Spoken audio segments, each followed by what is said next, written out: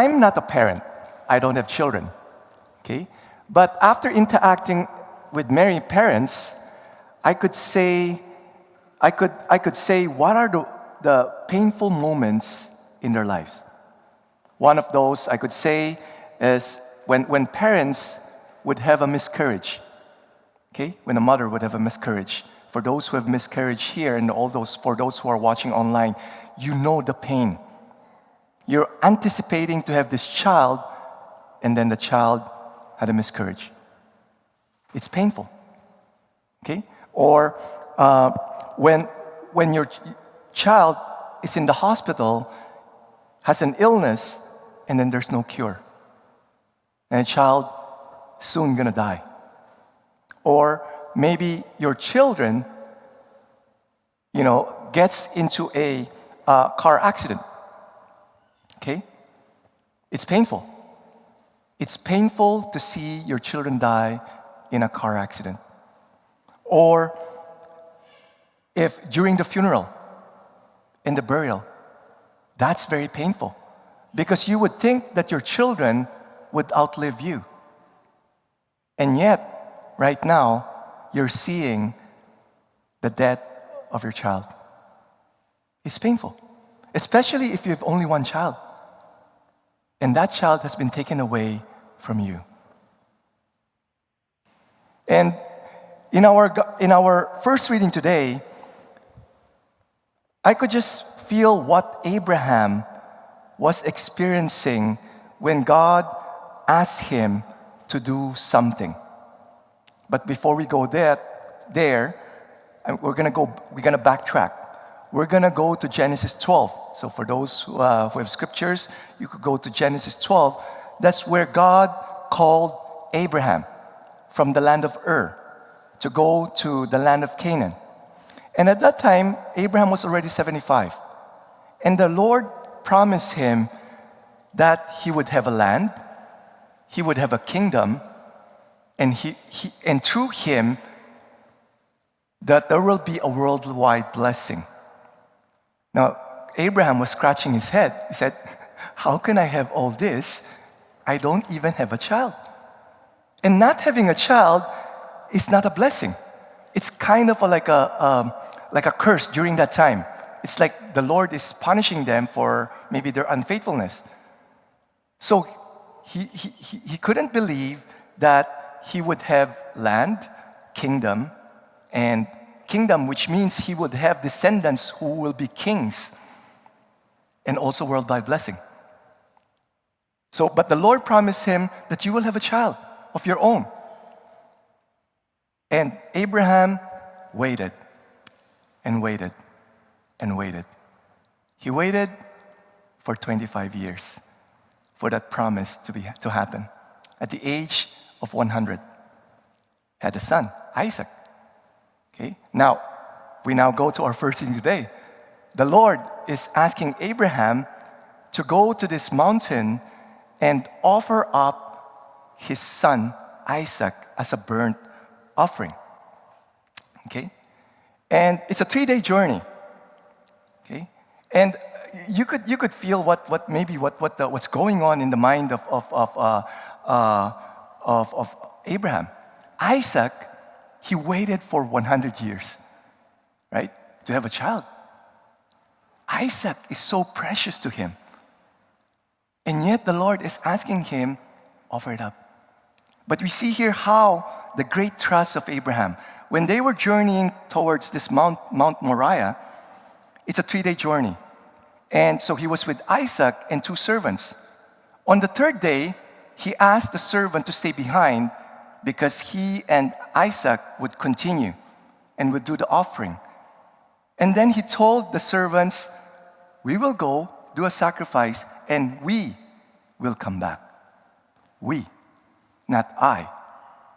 Okay? So you see here the great trust of Abraham towards God, that even if he offers his son Isaac, he knows that God has the power to raise his son back to life.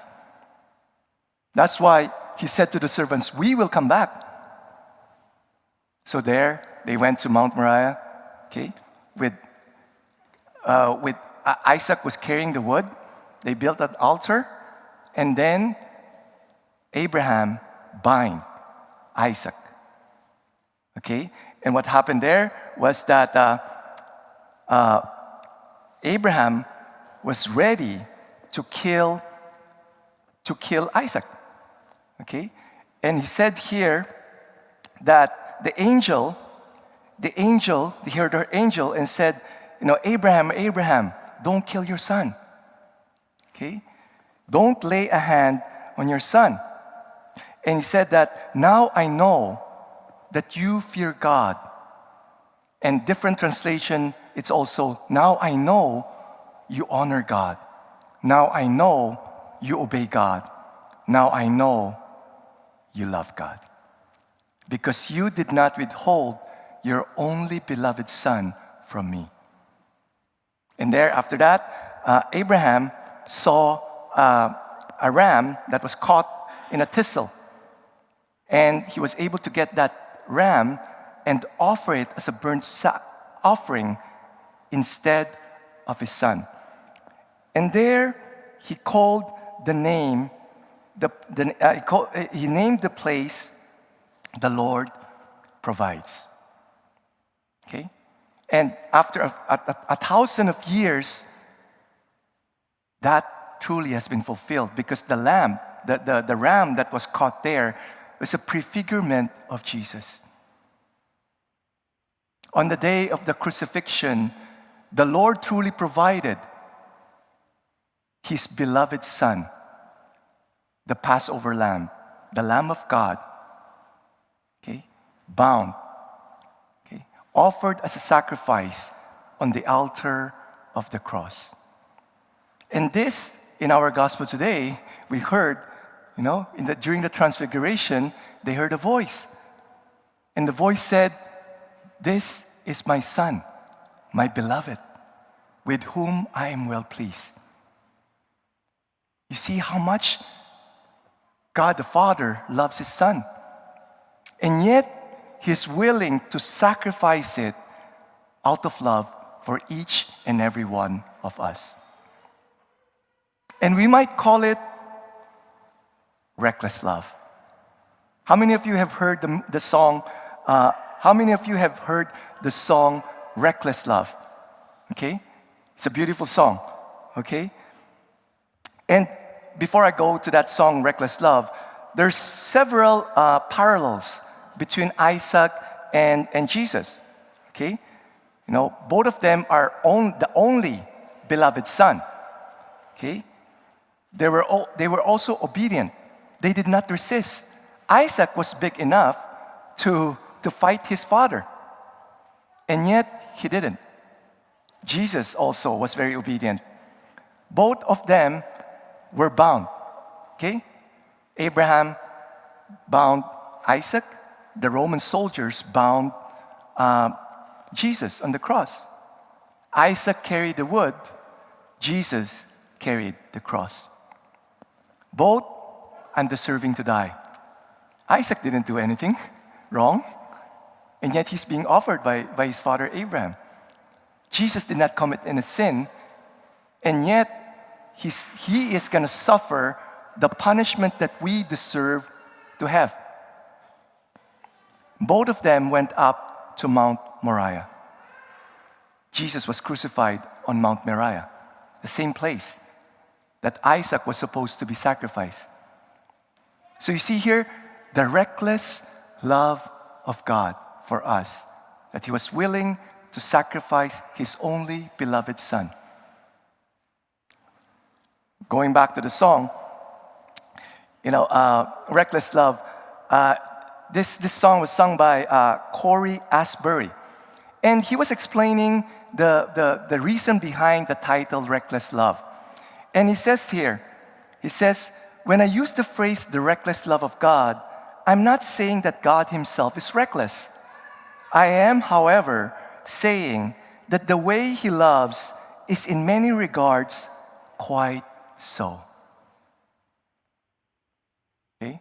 And 2 weeks ago, we were doing this Eucharistic adoration. Here, the online adoration. And the music ministry, at the last minute, just changed the songs that they're going to play. They decided that they're going to sing Reckless Love. And they were dumbfounded when during the time of prophetic words, Reckless Love, the song itself, was said. And the lyrics, what was the lyrics? I don't deserve it, still you give yourself away. Oh, the overwhelming, never-ending, reckless love of God. The music ministry, like their skin, their hair, they were like standing up when they heard the prophetic words. And it's a confirmation that the Lord wants us to know and to experience that reckless love. It's not supposed to be just head knowledge. We should know and we should experience this reckless love. Now, the thing is, how do we respond to this reckless love? Do we respond with ingratitude? Do we respond with indifference? So many people out there, they don't pay a heck that Christ offered His Son to die for us. But us, how do we respond? Okay? Do we imitate, Abraham, that we're willing to sacrifice what is precious to us to show our love for God? How many of you have know the character Gollum in The Lord of the Rings? How many of you are familiar with this? How many of you are not familiar? Not familiar with Gollum? Okay, you should watch The Lord of the Rings, okay? This creature, he has a great attachment to this Lord of the Rings. His attachment so great was, what happened there was it disfigured his image. It ruined his character. He was living in this darkness, in this cave, out of that light. And he would harm anyone who would take away that ring from him. When I was watching this, I could relate with Gollum. And he calls this ring, my precious. My precious. And I could relate with Gollum. I have my own precious. A few weeks ago, I was convicted because I was kind of spending a lot of time watching movies, TVs, and sports. I would spend maybe 2-3 hours a day. Okay? And I just felt that the Lord was convicting me because it was blocking me from growing in my relationship with God and also in growing in virtue. So I confided this with my mentor and my spiritual director. And my mentor asked me, do you really need to watch TV, movie, and sports? He said, why don't you bring it to prayer and maybe consider giving it up for 1 year? I said, 1 year? Can we do it 3 months? Can I still watch and then do a curfew? Like after 8 p.m., no more watching? So I brought it to prayer. And, it was hard. It was really hard for me. And the consolation that I got when I brought it to prayer was the very words of Saint Teresa of Avila. Saint Teresa of Avila says this: if you try to live in the presence of God for 1 year, those words 1 year stood out. If you try to live in the presence of God for 1 year, you will see yourself at the end of it at the height of perfection without your even knowing it. That brought consolation to me. It's a confirmation that the Lord wants me to give it up. But I still went through a grieving process. Father Roger, Father Mark, they would watch TV or movies, and I couldn't join them. I'll go to the chapel, sulking, self-pitying. I would just expose the Blessed Sacrament and then just pray, read books, and sometimes fall asleep. Okay, it wasn't easy. It wasn't easy.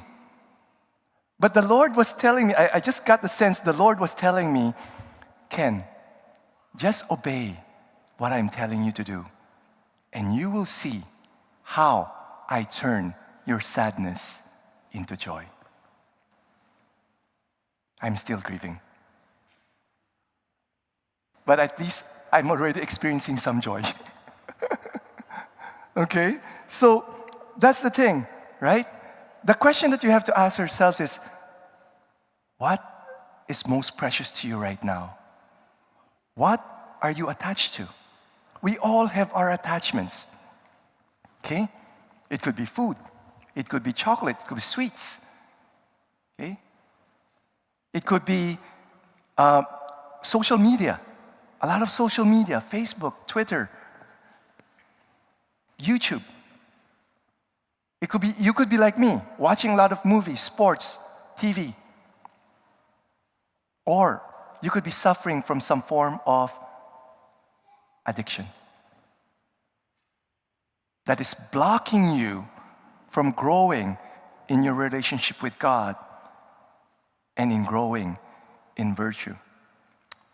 Okay, now, I'm not telling you to do what I'm doing, like, give it up for a year, or I'm not saying give up food, you still have to eat, okay? But bring it to prayer, okay? Now, during time of Lent, the Lord is pouring out extraordinary graces. He knows that maybe some of us are in deep bondage. We're in attachment. The Lord is giving us these graces so that we would be able to detach ourselves from these things. So that, in our fasting, so that we will grow in our relationship with God. Okay? My favorite scripture passage, for us to meditate upon is from Romans chapter 5, verse 8. What does it say? For one will hardly die for a righteous man, though perhaps for the good man, someone would dare even to die.